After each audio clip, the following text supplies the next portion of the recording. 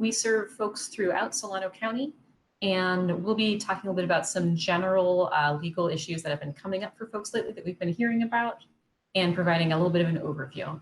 And Jamie? Yeah, thanks, Ari. Yeah, and my name is Jamie. I'm also a staff attorney at the Vallejo office of Legal Services of Northern California. Really excited and honored to be here and talk through folks during this challenging time. So excited to talk with folks tonight. Yeah, we are really grateful to the Pride Center for helping folks stay connected and providing us, with some opportunities to reach out and connect with folks even. Great.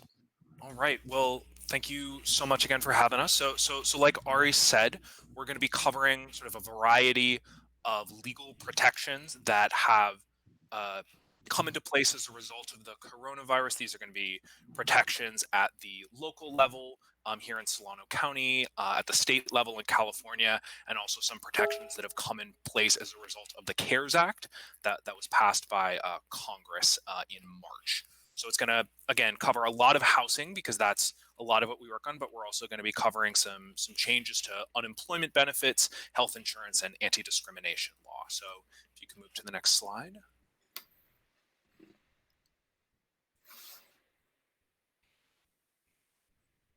Great. So we wouldn't be attorneys giving a presentation if we didn't have a disclaimer. Of course, everything here that we're doing is general legal information.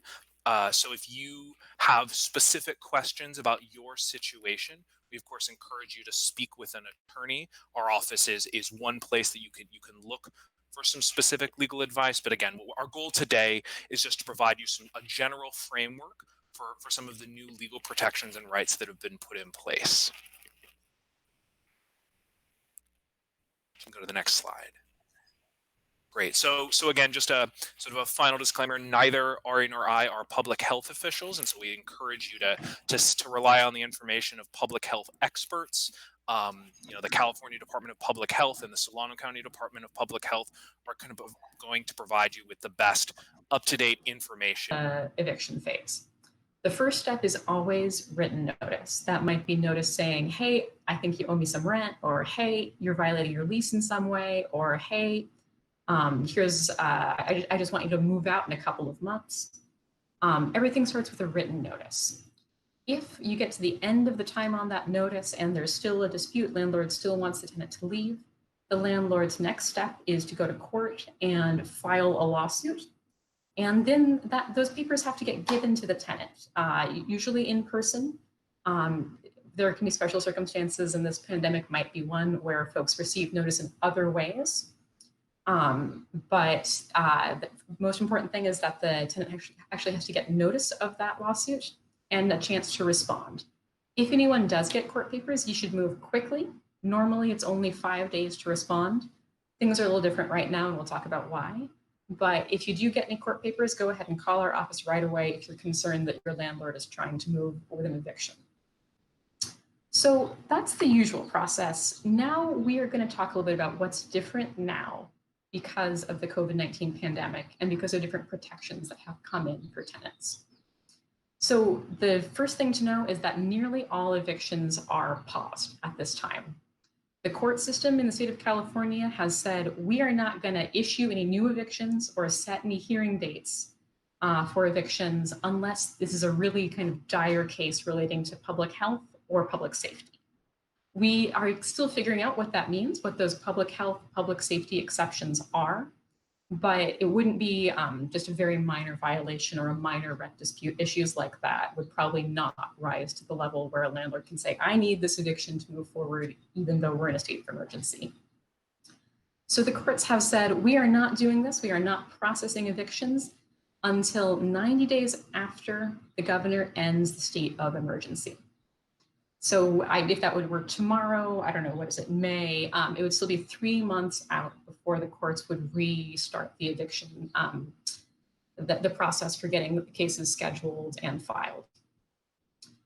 If anyone is already in an eviction process that was in place before April 6th, it's still time for that person to respond, but the case should not get in front of a judge. We shouldn't get to a hearing stage for a couple more months. And now I want to talk a little bit about some specific rights within Solano County. Everything we've talked about so far is the whole state of California. Now we're going to talk about a specific resolution that the Solano County Board of Supervisors just passed.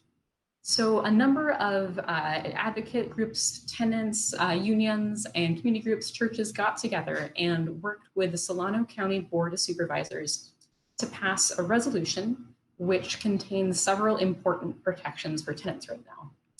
And probably the most important one is that if a tenant loses their income or has an increase in household expenses because of COVID and can't pay their rent because of COVID, the landlord cannot evict that person for failure to pay rent.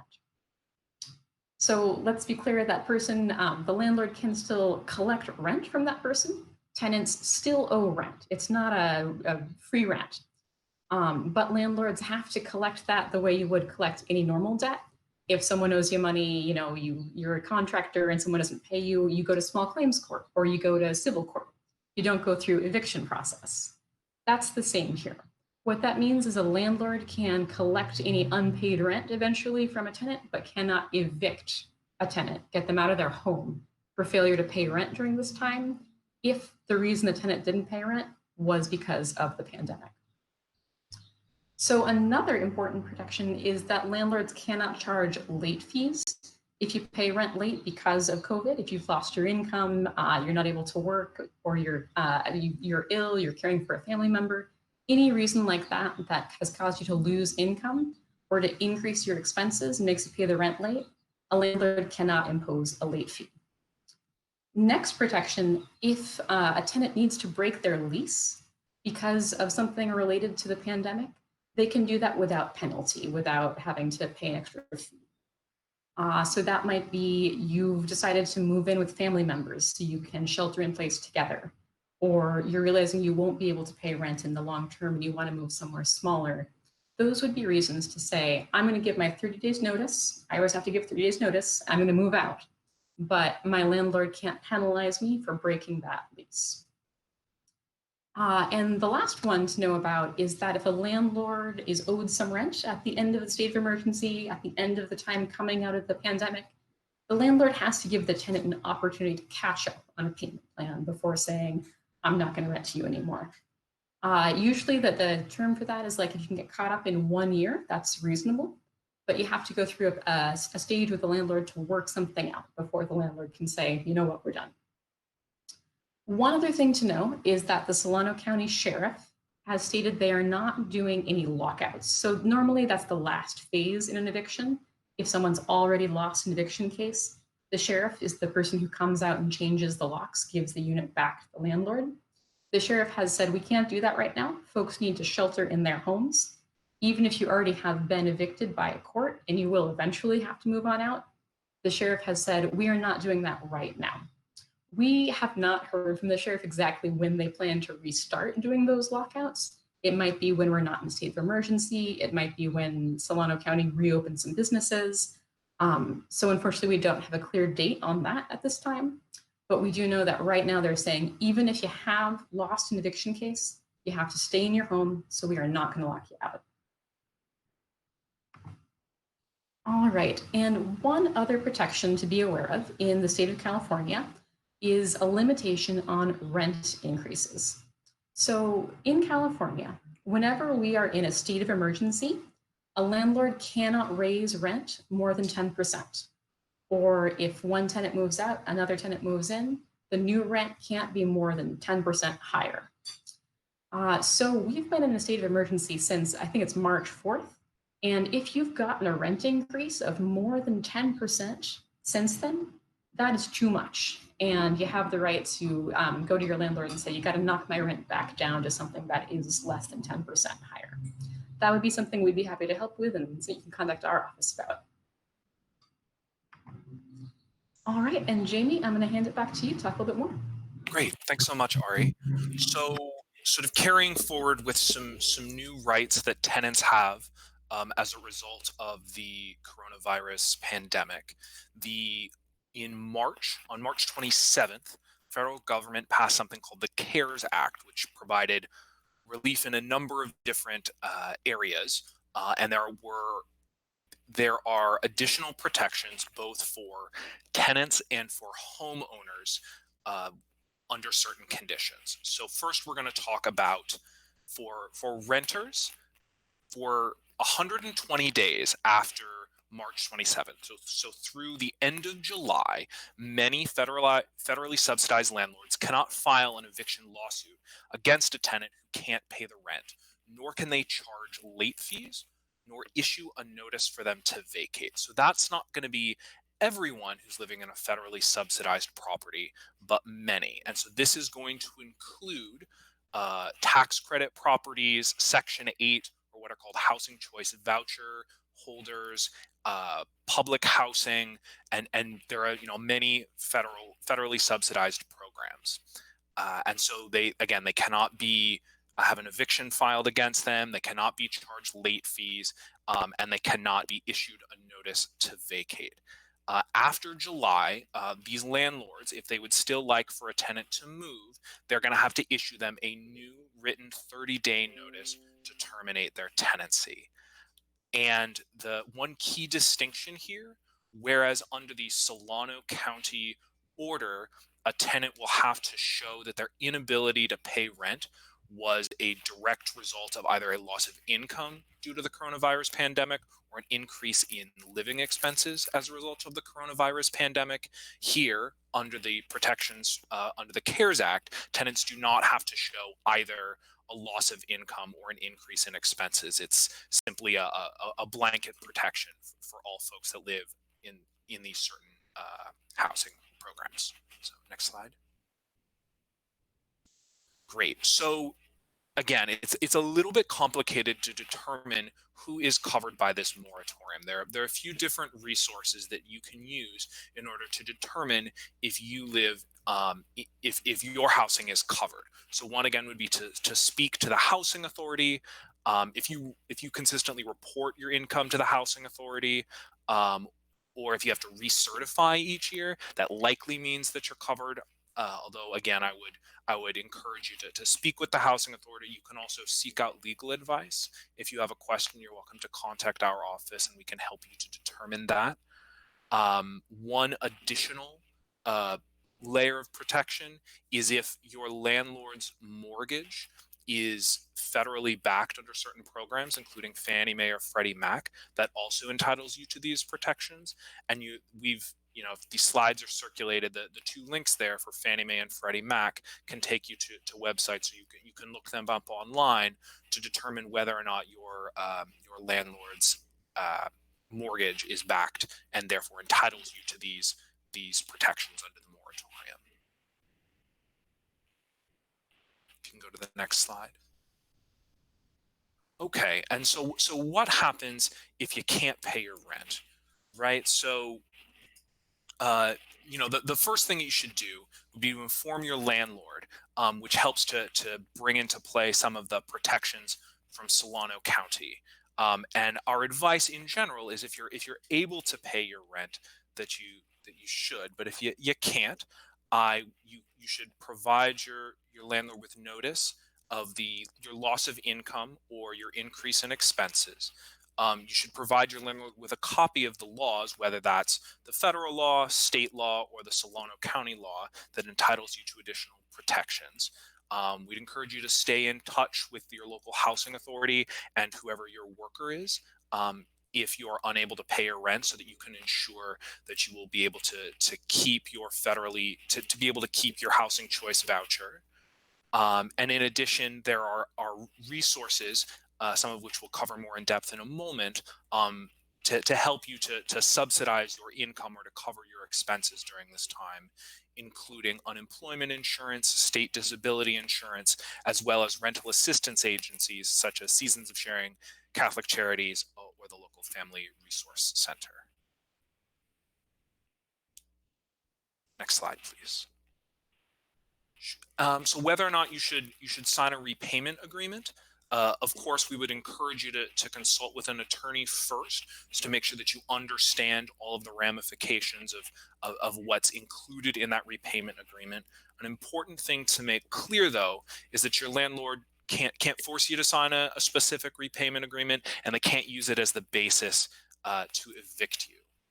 And so things to include would be to try to make it clear um, how you're going to be making these payments, right? It's really important that the payment be made in a traceable form, and when you make that payment, it is clear what you're paying for. So if you're continuing, so if in the future, once you've are able to continue paying your rent, to make clear that when you make a payment, it is for that month's rent as well as whatever portion of the repayment plan you are paying for. And again, if this is an issue that people are encountering, we would encourage you to contact our office. We'd be happy to review a proposed repayment plan before you enter into it.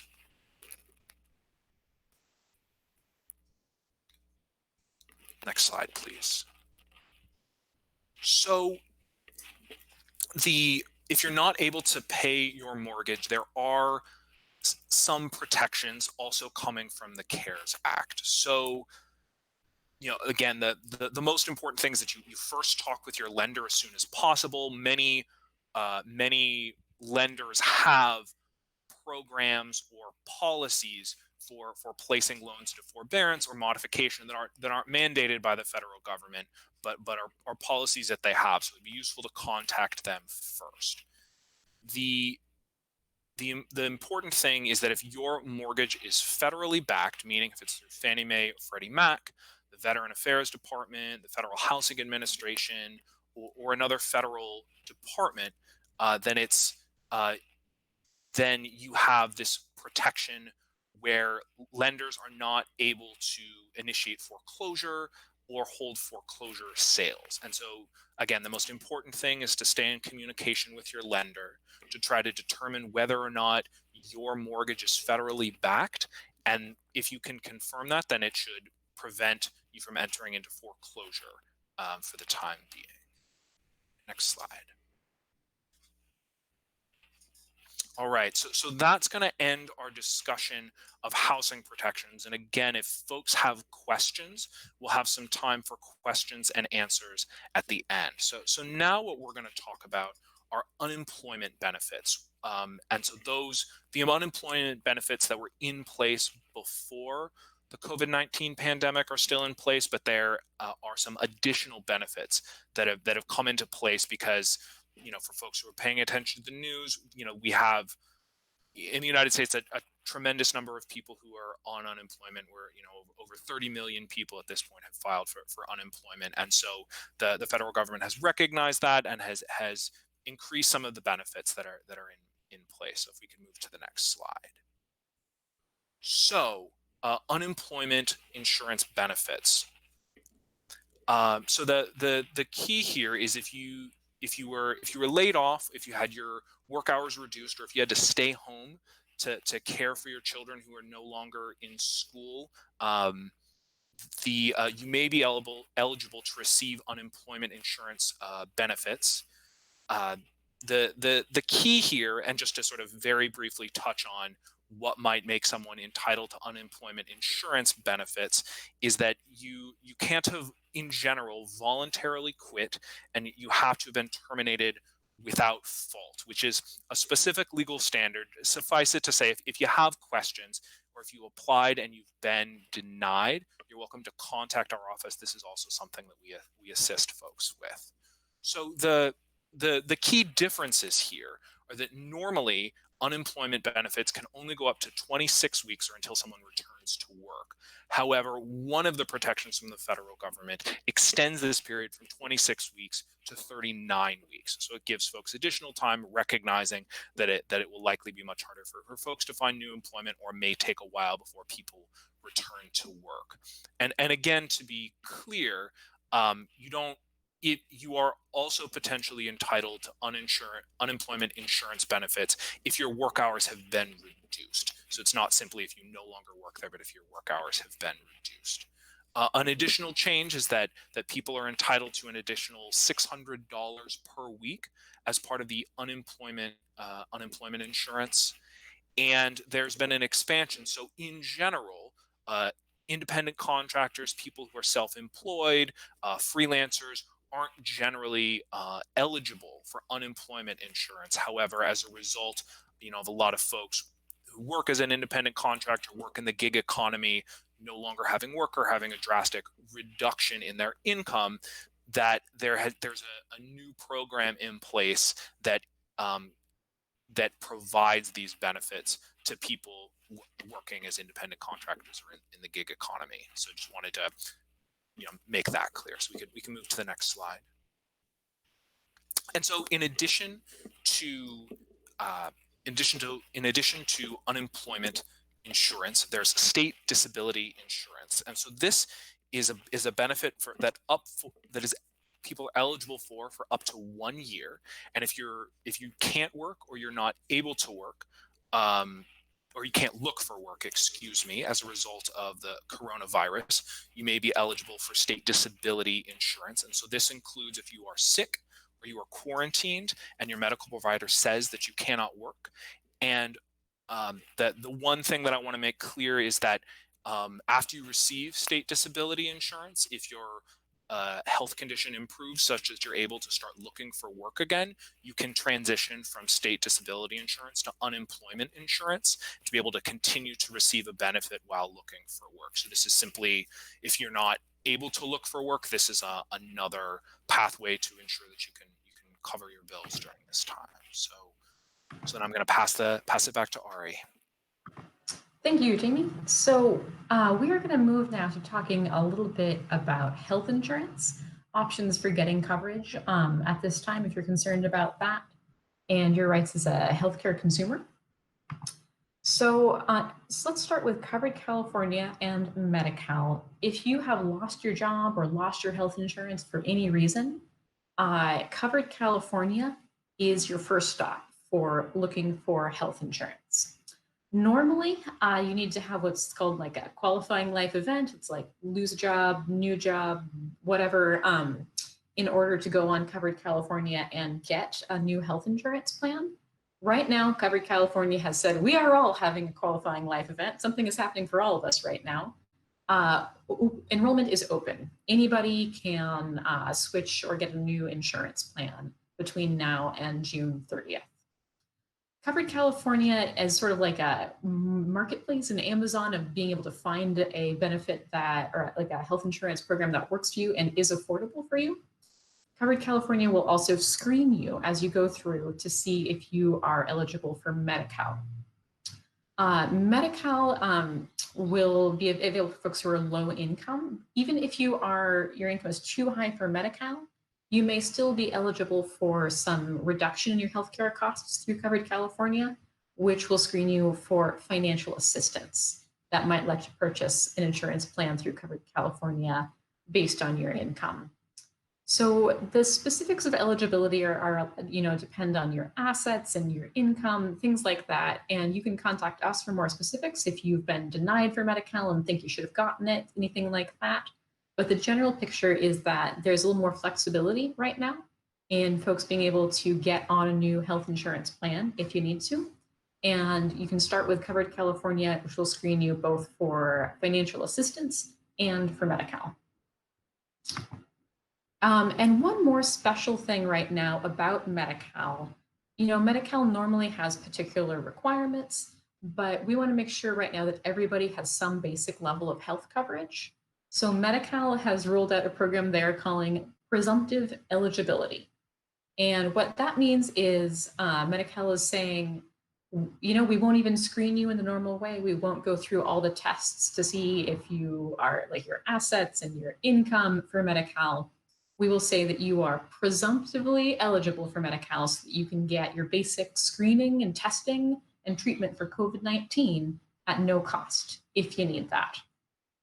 So it doesn't have any requirements for your income, assets, or immigration status, anything like that. And it's not a general healthcare benefit. It would be specifically for COVID-19 screening, testing, and treatment, because we need to have everybody have some basic level of coverage right now. So if you don't have any health insurance or are concerned you wouldn't be able to get any, this is a step for you where you can get like a basic level right now.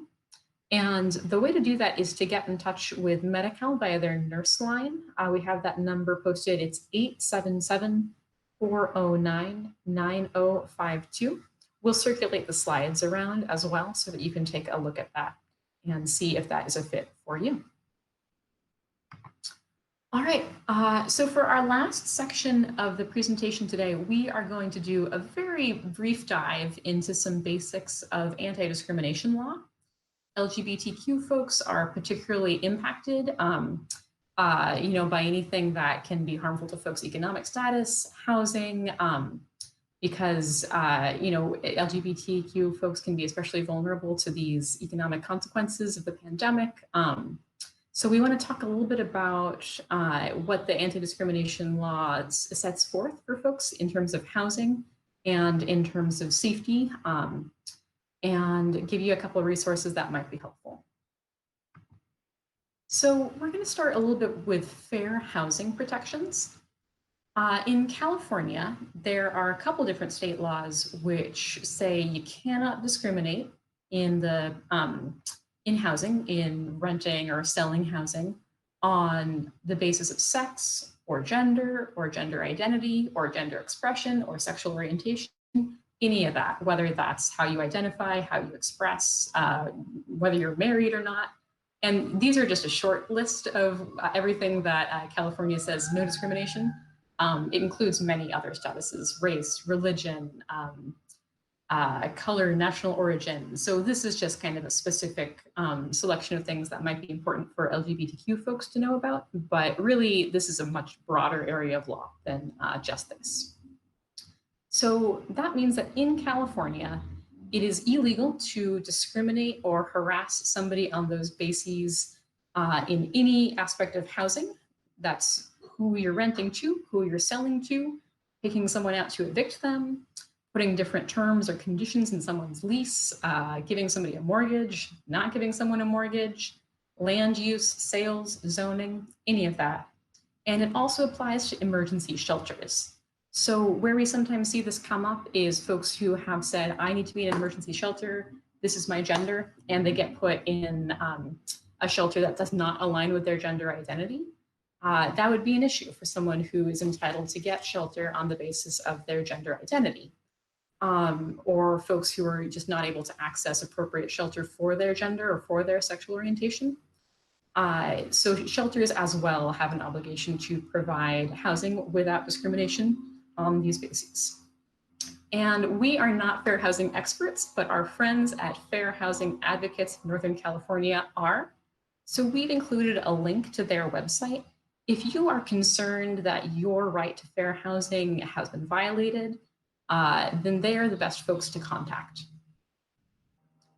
And now I'm going to move a little bit away from just housing and talk a little bit more generally about discrimination and hate violence in general.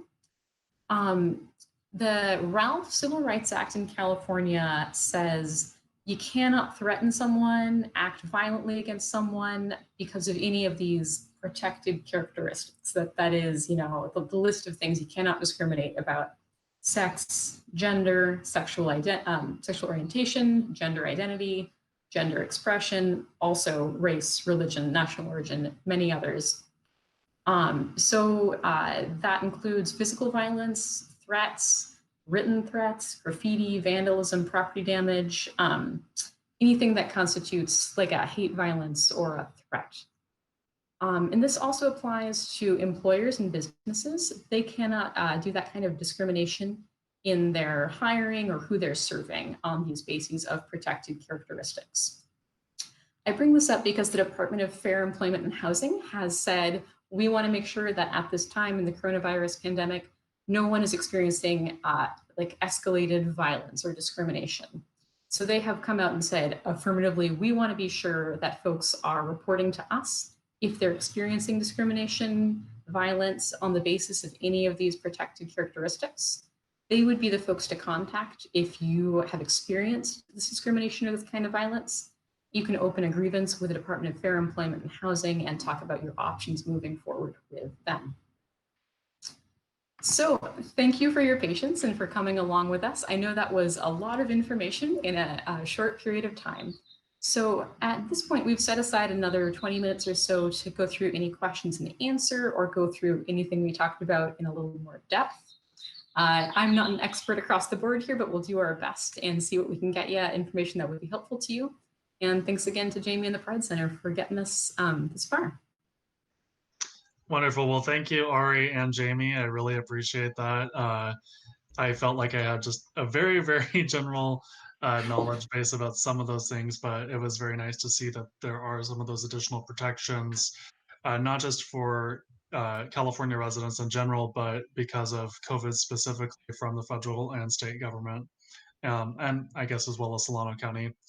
Um, Adrian, did we have any specific questions from YouTube before you or I ask any questions? Oh, I do see one actually. So there was a question about property taxes during COVID in Solano County. Do you either of you know if there's been any type of allowance for delay on property taxes or any type of delay on penalties for homeowners or property owners? So I'm not aware of anything that I don't have an answer yes or no about whether or not property taxes have been impacted. Do you know, Ari? No, I'm sorry to say, what a great question. And I don't know anything either. That is probably because the county has not come forward with a plan yet, which, might mean that everything is moving slower as everything is happening on, the Zoom and the email now. So that is a great question to keep looking out for news on, and something that hopefully we can add to our presentation when that information does come out. I would say, I guess, actually, Jamie, do you know who the folks would be to contact about that? Is it like what entity? Would that be a board of supervisors question? It sounds like it would be. I mean, yeah, my only other thought was going to be, without advocating for particular positions, that these the policies are changing quite rapidly at the local and the state level, and so if you have concerns, then it would be a good time to let local elected officials know what your concerns are and what sorts of relief or protections you and your family, your community are going to need. Absolutely. And I'd actually like to thank the Board of Supervisors who have stepped up and taken action on a couple of items that have been really helpful so far for landlords and tenants who are kind of rolling with all of these changes. But that absolutely means, they're open to more information from folks. And I would encourage folks to advocate for what your needs are at this time. Wonderful. Well, thank you for that. I'm seeing another question. It says they're asking, can I borrow against retirement plans to help out my household during this time? So I don't know if that's more of a tax question or if there's any tax implications or if any of those have been waived. Do either of you know anything about that?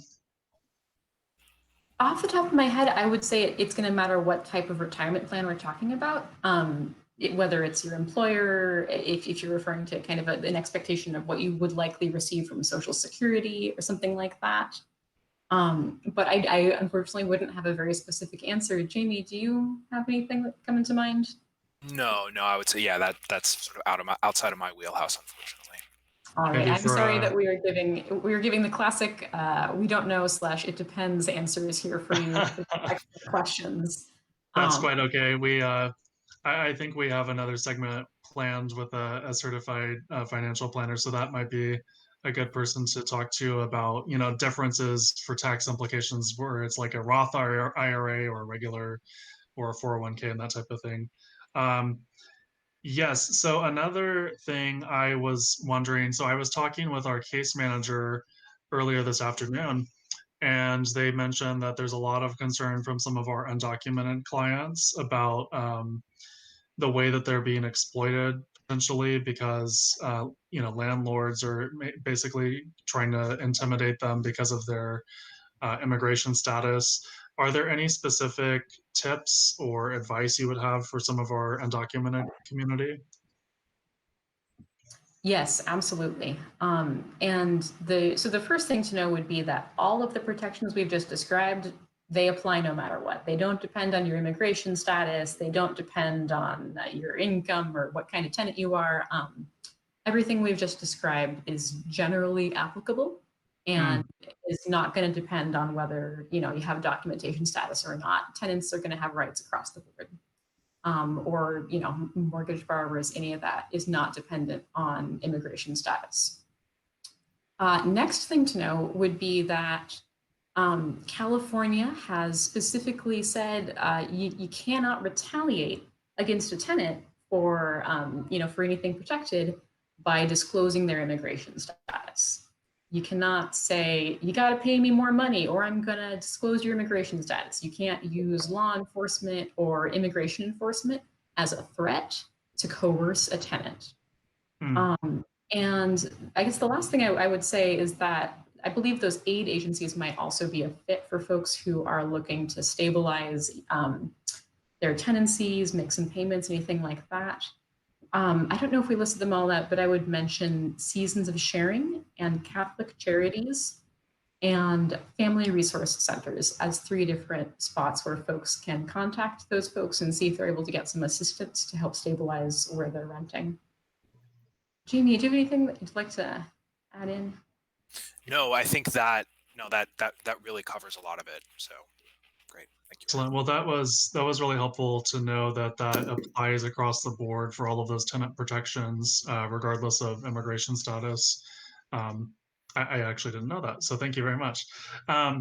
So one of the other questions that came up while we were talking about immigration related topics was around, is there any type of moratorium on deportations or ICE setting up different types of raids around the Bay Area? Is there any type of federal protection currently for that?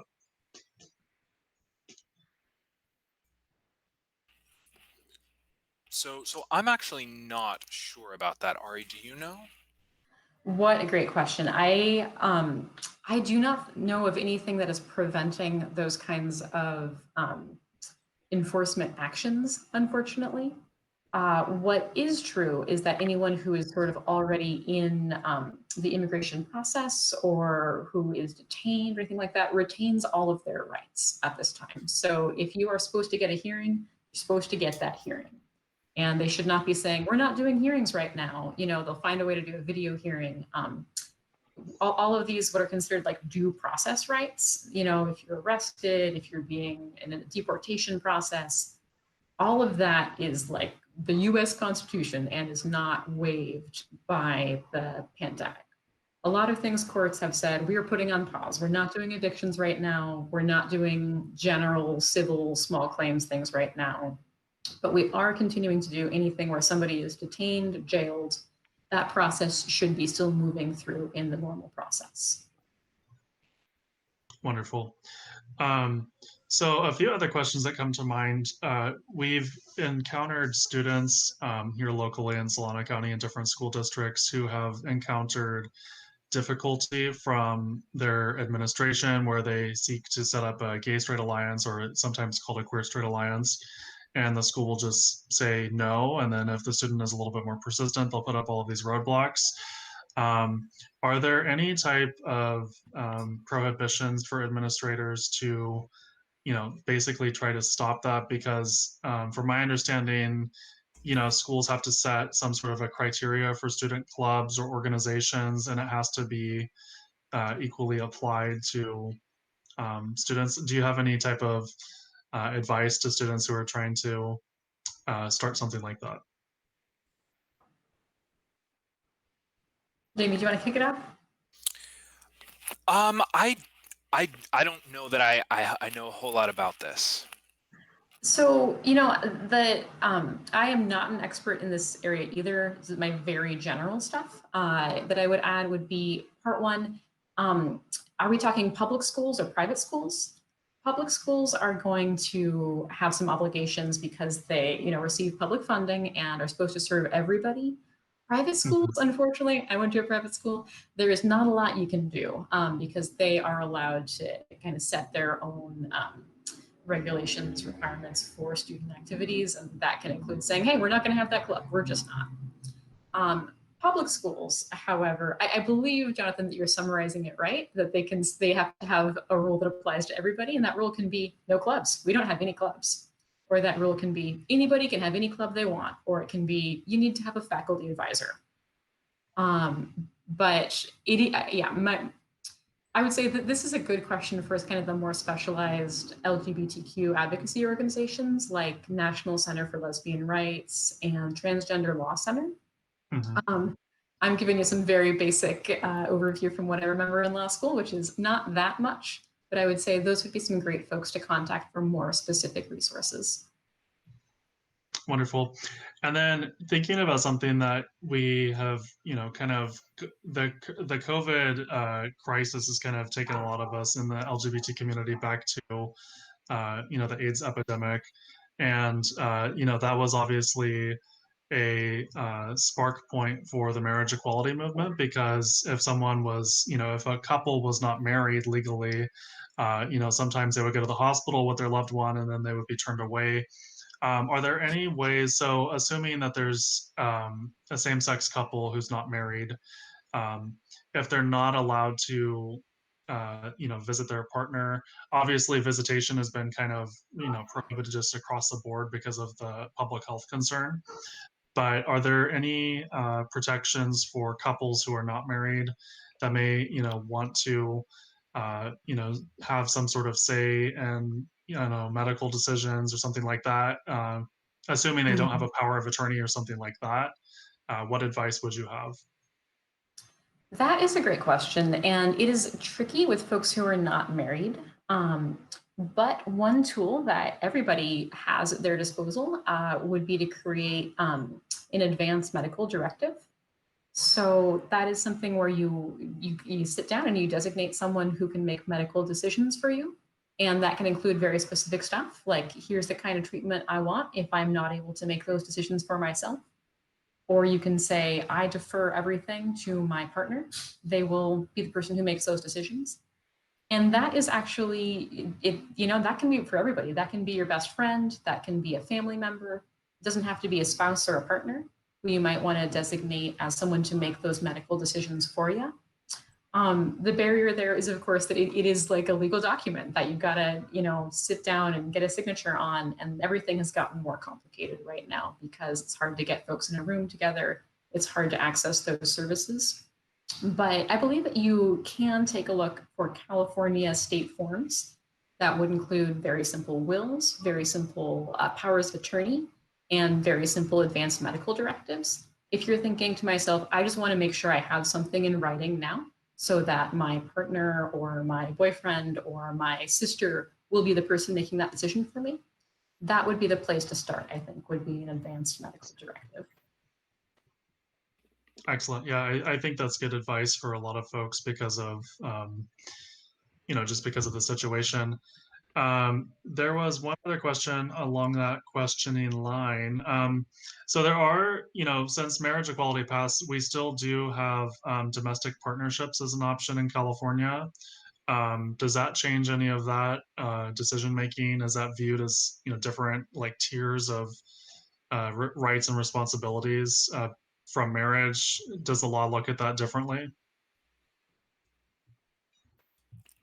Domestic partnership or marriage? Sorry if I wasn't clear. I don't believe so. My recollection is the law treats them as exactly the same. Jamie, do you have any other thoughts on that?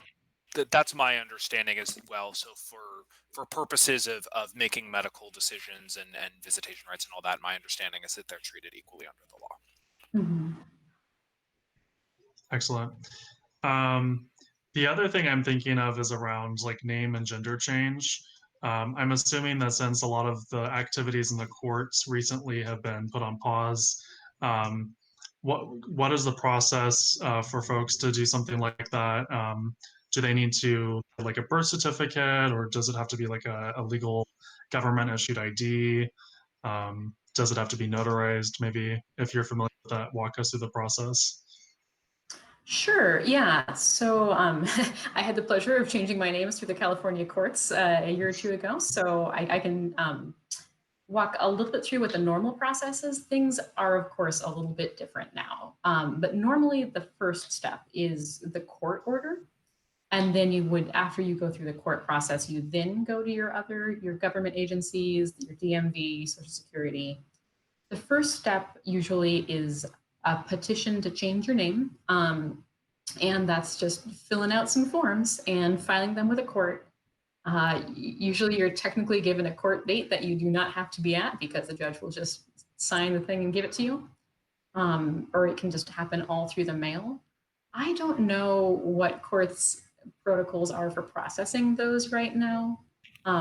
Because it doesn't require a hearing, it might be something that courts are still able to move through. But in general, courts, people are barely at work. We're trying to keep clerks out of the office who don't need to be. So things are a little bit slower than usual. But the basic order of operations is normally fill out a petition, file it with the court, and then either have your hearing or get it back in the mail.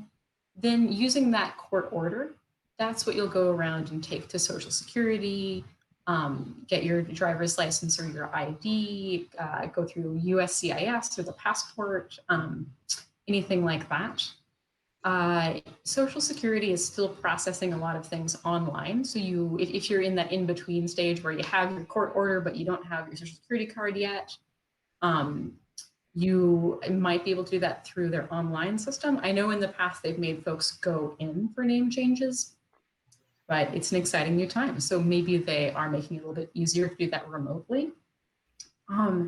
As for driver's licenses, I will speak only from my own experience, which is that, so we're at a point in California's transitioning over to real IDs, right? And that, as far as I know, can only be done in person. I know the deadline for getting a real ID has been extended because we can't go to DMVs right now. But I think, unfortunately, there's not a way around that online. Right. Yes. Well, thank you for that. Sure. Oh, and I would add, the people who really know about this are the Transgender Law Center, and they have a fantastic guide called ID Please that goes through all 50 states, the steps you might need to go through, because it's quite specific state to state. California has made it pretty easy, but I would refer you to them for the details. Yes, they're excellent. Yeah, I've heard from some of my friends that they've had to go through these scenarios where they would have to appear before the judge and kind of explain these things, and archaic things where they would publish it in the local newspaper recently after the court order, and just all of these things. Yeah. So I'm glad California has progressed since then. Yeah, I think it's actually fairly new. Maybe 2 or 3 years ago, California switched to saying, we're not going to ask you for medical documentation. We're not going to make you publish your name if you're changing it to be congruent with your gender identity. So they've made that bar a little lower, a little easier to fill something out. Yeah, it's a good thing. Adrian, did you have any other questions from the audience? Or any of your own?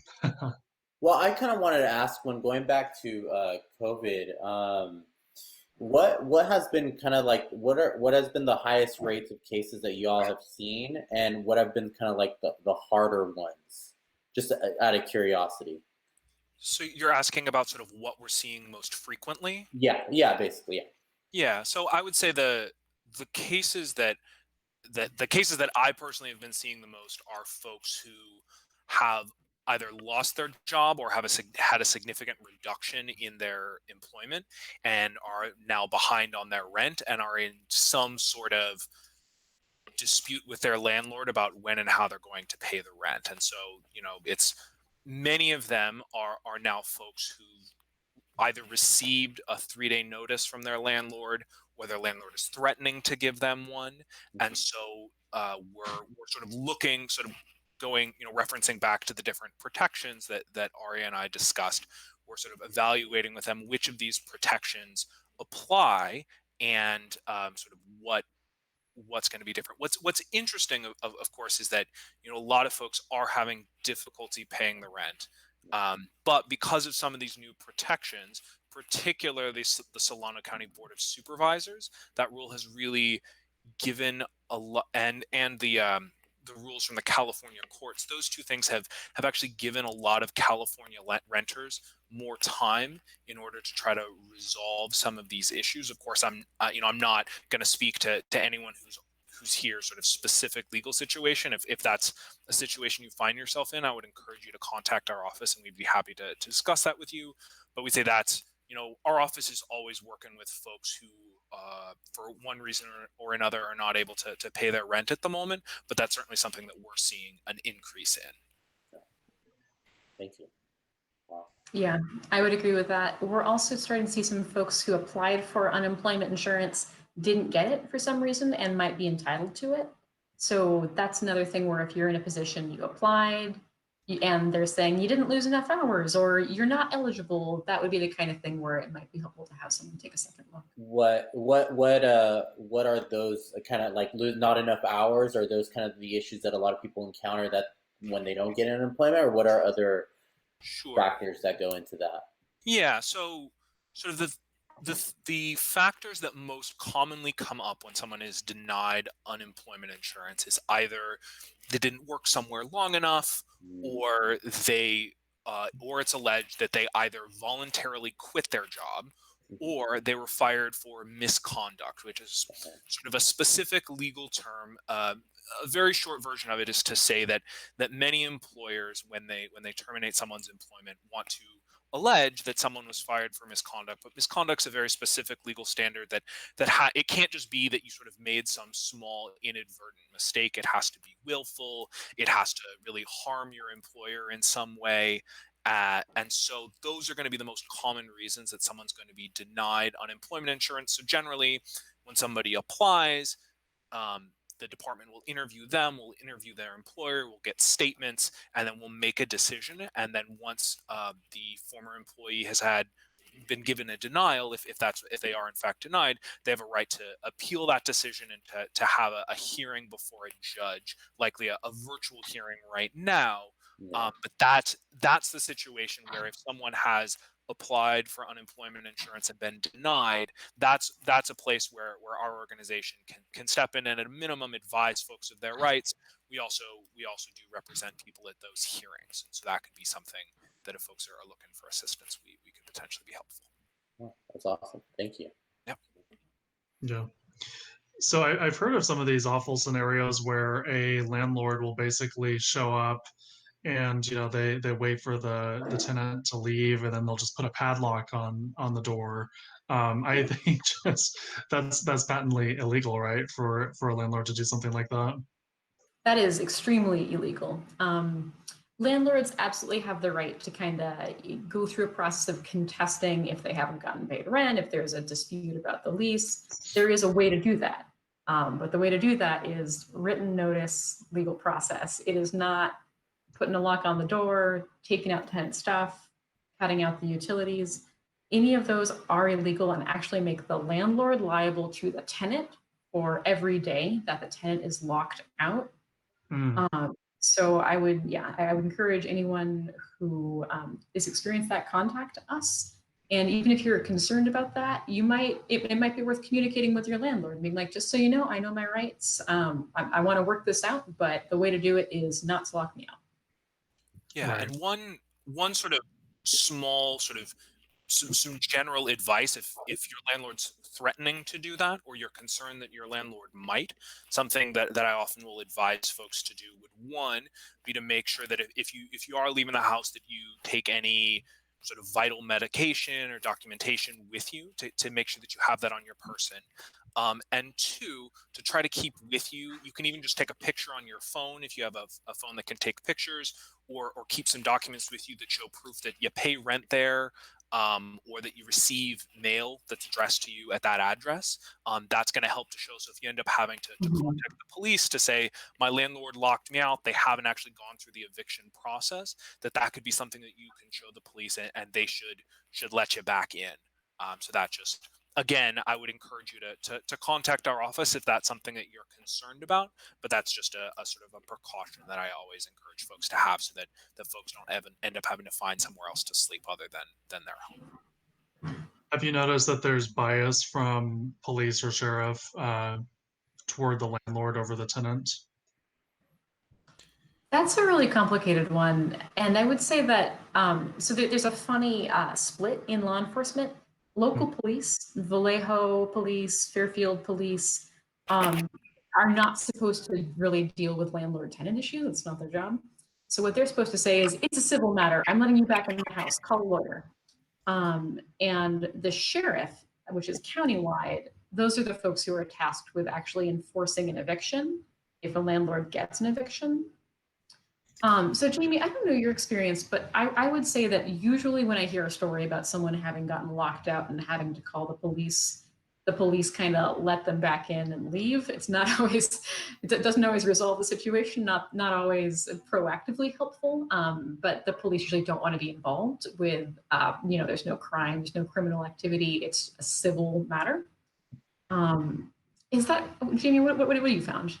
Yeah, I mean, I've heard that what you're describing is similar to what I've encountered. What I would say is that in general, that the police sort of at a default want to, if they perceive there to be a conflict, they seek to sort of de-escalate that conflict, and they look to sort of keep things at a status quo. And so that's why I think it's, if at all possible, of course, trying to resolve this before your landlord takes the step of in fact changing the locks, because I mean, what the police are supposed to do, if you provide proof that you in fact live there, your landlord hasn't gone through the eviction process, they're supposed to let you back in. You have a right to be in a place that you've rented. But it's, folks have had a range of experiences in when the police have shown up. I would say, again, having the documents there to show that you do in fact live there, because again, my sense is that when the police show up, they're trying to see a conflict and try to resolve that in these situations. And so that, again, just trying to make clear that your landlord is the one who's initiating this conflict, not you. Mm-hmm. And one other thing that actually we didn't talk about before, but that would be important to have a little information around is folks who are quarantining or sheltering in place in a space that is not safe, or who are experiencing domestic violence, or are for some other reason, whatever reason, not safe in their home where they are sheltering. And an important thing to know is that while most court procedures have come to a halt, courts are still hearing restraining orders. If you are in a situation where you need to seek a court order to get someone to keep away from you, or to find somewhere else to be, a stay away order, those you can still seek from the Solano County Superior Court. I would suggest that folks contact the family law facilitator if you're looking for information or help in that situation. Wonderful. Well, Adrian, did you have any more questions? Not right now. All You right. all answered. You all were amazing. Thank you so much, like always. Yes, very You were thorough. Thank you for all your help and for getting us set up all together. Yes, No problem. well, thank you very much. We appreciate working with you folks. I know that you also work with seniors, so we appreciate that very much. And yeah, thank you so much for providing us with this framework and information we can share with our community. We'll be, uploading this